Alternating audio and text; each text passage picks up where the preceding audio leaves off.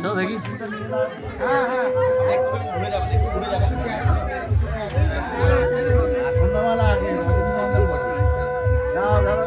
দেখে না পজিশন দেখো।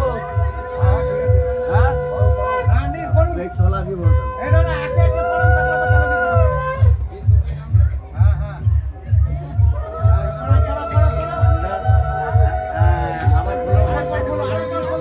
আরেকবার খোলো দুটো ভেতর দিয়ে ঢুকিয়ে পড়া ভেতর দিয়ে ঢোকা মালার ভেতরে